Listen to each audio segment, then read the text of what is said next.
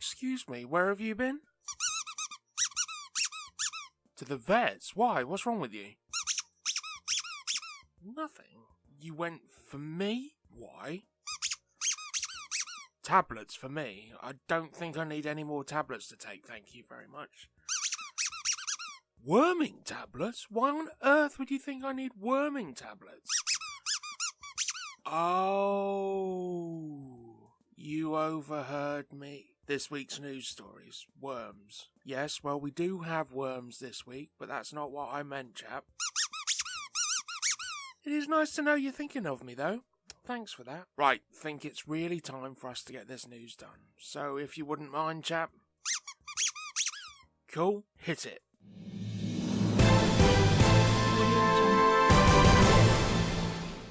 As you may have gathered, we'll be mentioning a fair few video game-inspired crossovers this week, and I suppose we should start as we mean to go on. The announcement from Steam Forged Games this week has excited fans as news of Resident Evil, the board game pre-order availability has finally been given after its successful Kickstarter campaign. Yep, eager beavers have been awaiting the time they can dive headlong into the iconic Spencer Mansion in the 1 to 4 player cooperative survival horror campaign. Based on the 2002 remake of the genre-defining Capcom video game, Resident Evil, the board game allows players to assume the roles of Special Tactics and Rescue Service STARS members. Players will investigate a series of bloody and mysterious murders, finding themselves trapped in the infamous mansion. The adaptation is designed to be a 30-hour campaign game where every decision matters and has lasting consequences. As campaign unfolds, the mansion's layout will evolve and the danger levels will increase, providing an immersive and continually evolving gameplay experience.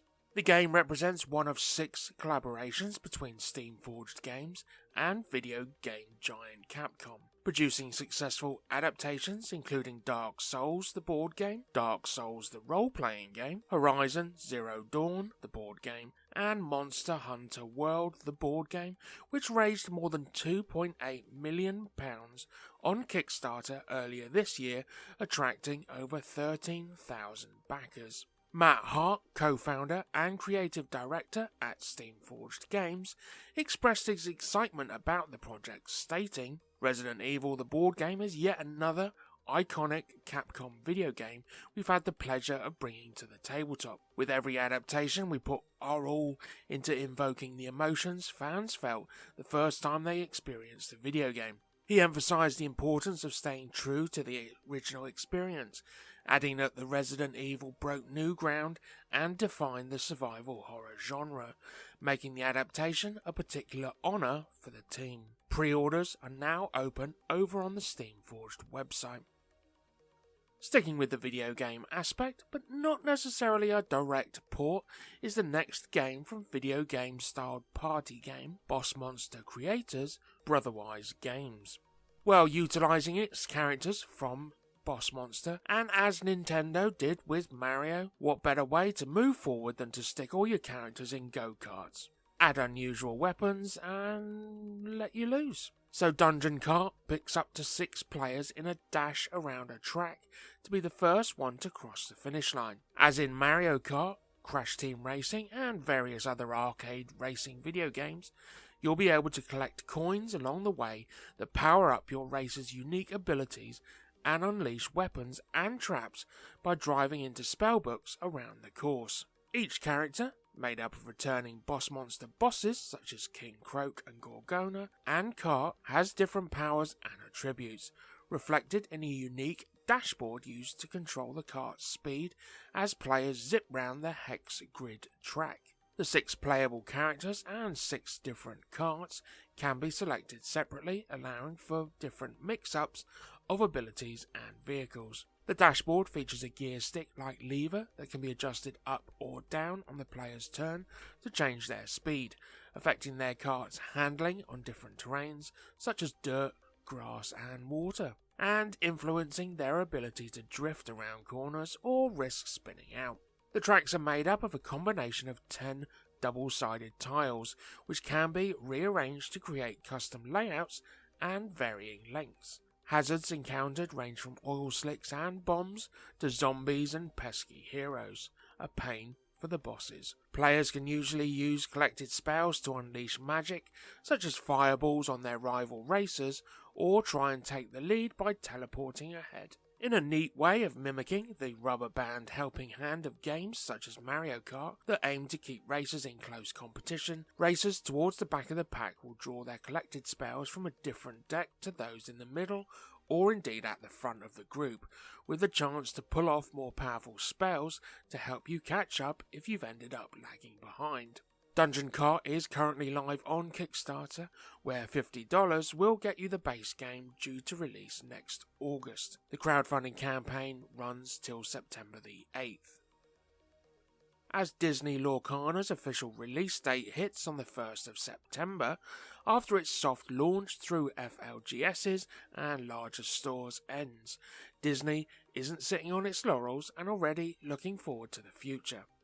So much so is that talks are in place to include cards that would extend past Disney's library of feature movies to include elements from the animation giant's catalogue of short films too.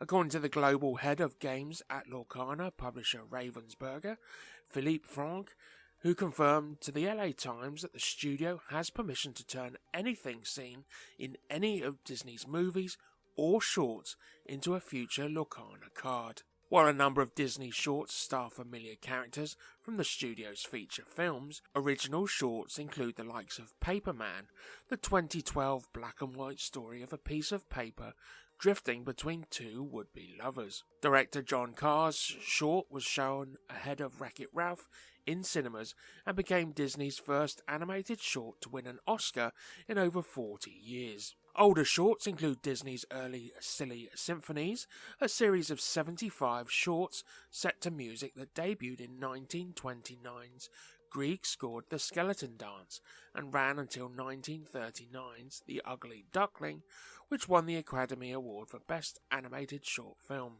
Silly Symphonies typically ensued popular characters such as Mickey Mouse in favour of original characters and concepts, several based on existing folk or fairy tales. Franck added that Lorcana, which launched last Friday with the release of debut set The First Chapter in local game stores, following a limited pre-release at Gen Con, currently has plans for 10 years of content and releases. The card game's second set, The Second Chapter, will land this November following the wide release of the first chapter on September the 1st. I know us here at Meeple Minded HQ are awaiting news that would include anything Pixar. I'm so up for a battle including Baymax, WALL-E, Jack Jack, and now we're including shorts, my favourite feathered friends from the Pixar short For the Birds.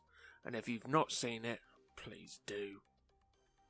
Asmodee, the ever-foreboding overseer of many a board game publisher, doesn't usually hit the news train very often, except for its occasional adding to its stable.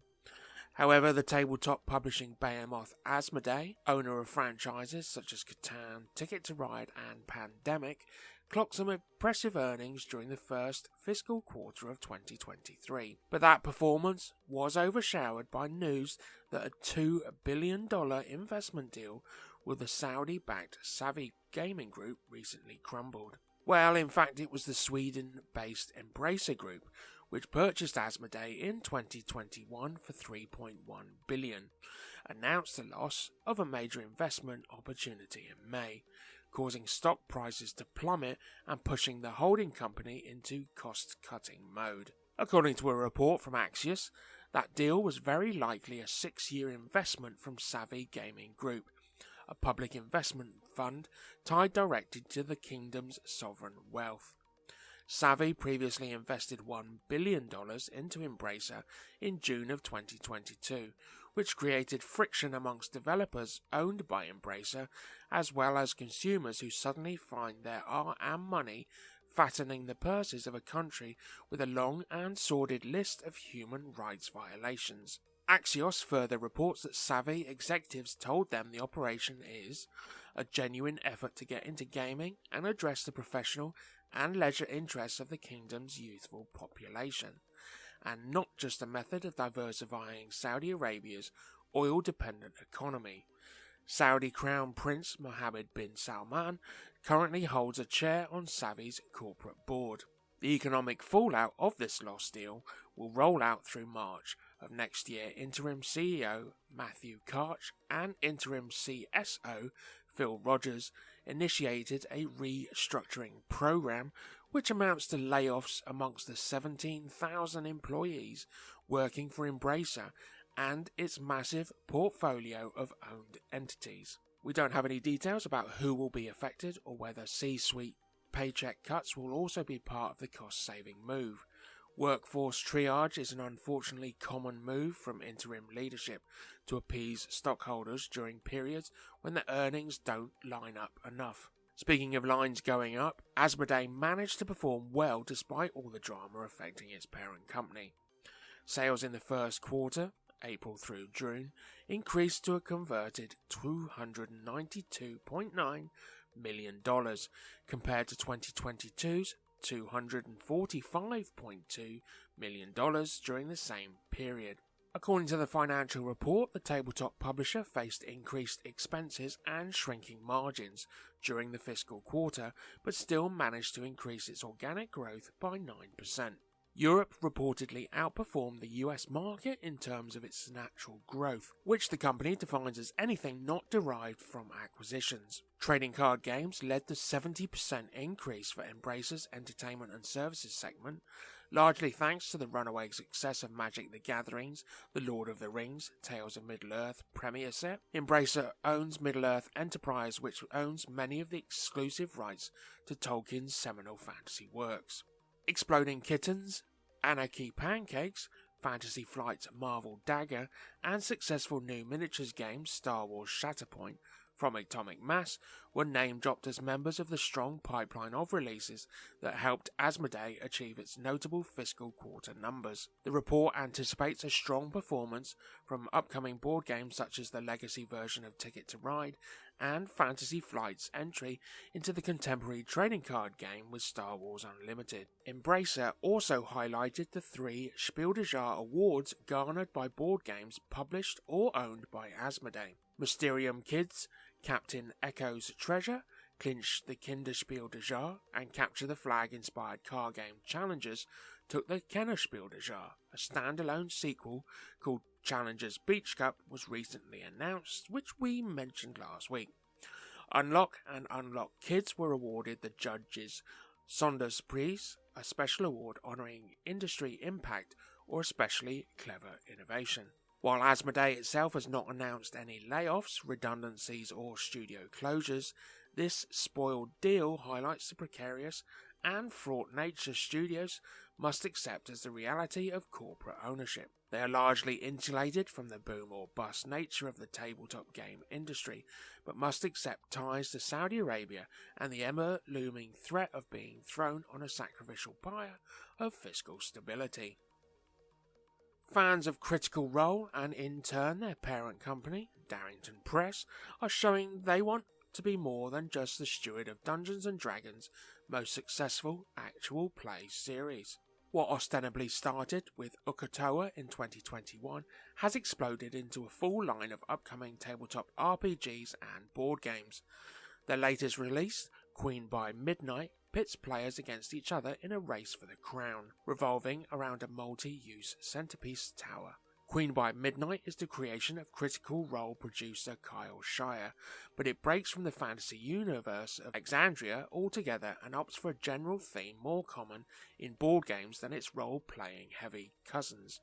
The Midnight Queen has died and has evoked the rule by midnight as her final act. Now, the princesses of 12-fold will undergo 24 hours of court combat to earn their right to wear the crown.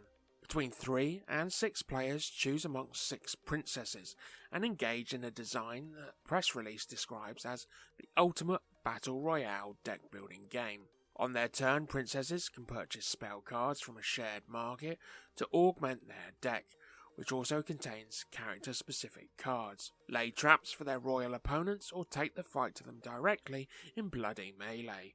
As the name implies, everyone has a set amount of turns before the clock strikes midnight and ends the game. The player with the most clout, remaining health, or the only one left standing alive wins everything. Player boards, ability cards and other implements fill the table during play, but it's the cardboard clock tower that dominates every player's view. Queen by Midnight has designed the building to serve several uses during play. It tracks turns on the clock's face, spins to face the active player on their turn, offers new general cards to purchase from the bazaar, and acts as a tumble-down dice roller. It's a clever design, and as far as unconventional boards go, especially when the title isn't so much concerned with physical distance or representing a physical space. Every princess approaches the battle royale with their own unique set of capabilities and magic. One might specialise in body mutating alchemy, while other flexes her uromancy powers by controlling the realm of dreams and imagination. The other crowned contenders include a light-blessed paladin astride a Pegasus, a battle-hardened soldier from the front lines of her army, a sadistic brute who can control the blood of her foes, and a cunning manipulator with a fixation on mirrors. Princess decks contain 200 themed cards that can be augmented by 75 general bazaar cards as players gradually construct their winning strategy. Queen by Midnight is already available to purchase from Darrington Press Guild physical locations and the online Critical Role shop. A wider release to the local game stores is reportedly coming soon, and we've been informed that this is far from the only project Darrington Press has in the works, so stay tuned. And it's time to pop over to Board Game Geek and see what top 5 games are making the list this week. So these games on the list may already be out, due to come out, or crowdfunding at the moment. It tends to be a list based on what people are searching for over on Board Game Geek right now, and as of recording. In 5, simulate a whole contemporary nation in this asymmetric politico-economic Eurogame in Hegemony from Hegemonic Project Games. In 4, it must be a new racing season as Heat Pedal to the Metal drifts back into the top 5. They must be putting additives in the fuel over there at Days of Wonder. In 3, Freelancers sees you exploring the garbage of a ruined world in the new gig economy from Played Hat Games. In 2, terraform the world to expand your faction and create innovations on the way in Age of Innovation from Capstone Games. In 1, Mind Clash Games tops the hot list this week with Voidfall. Repel the Voidborn and restore Dominion in this 4X space game for Euro enthusiasts. And we're off to crowdfunding now, and this week we are over on Kickstarter. And well, we're back to the video game adaptations with, as we heard in the intro, Worms the board game. Yep. Worms the board game is from Mantic Games. It's for 2 to 6 players, ages 10 and over. It's going to take you about 45 minutes to play, and it ends on September the 15th. With a super engaging blend of fun, strategy and luck, Worms is an absolute blast, and one of those just one more game experiences that are amazing to enjoy with friends and family. Featuring a hex-based landscape that your worms will move around, collecting crates, dodging mines and getting into position with the right weapon at the right time to unleash tabletop hilarity on your foes. Keep your team alive, whittle down the opposition and win the day. We have classic weapons like holy hand grenades, homing pigeons, joining the mainstay Uzis and banana bombs, including supplies, a destructible landscape, oil barrels, wind, and should the game go on long enough, one of several sudden death cards will be waiting at the bottom of the deck. And of course we have our worms, and they're some of the most downright fun miniatures we've ever seen. They're so full of charm and humour. With rave reviews already from some of the gaming industry's finest, including Man vs Meeple Crew and the Dice Tower team, it seems as far as we're concerned a 3D realisation of the chaos many of us have grown up with is a welcome one. And the Kickstarter base pledge, or Mayhem Pledge as they've called it, is £79, which includes many more benefits than its retail counterpart once it's released at retail, like more worms, unique sculpts of the worms, 5th and 6th player expansion, extra weapons and components. Or go big with the Armageddon Pledge, which on top of everything in the Mayhem Pledge includes an exclusive dice and dice tray, neoprene playmat and additional landscapes to play on. And that pledge comes in at £119.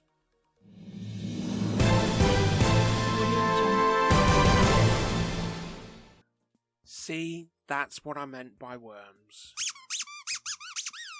What do you mean, never heard of them? Bloody youngsters. Right, I'm sure there's some retro emulator somewhere online I can educate you with. Oh, hang on. Before we do, let's say goodbye to our wonderful listeners. And it's a goodbye from me. Keep safe, Meeples. Keep those dice rolling, the cards shuffling, and we'll be right here for you next week. Incoming!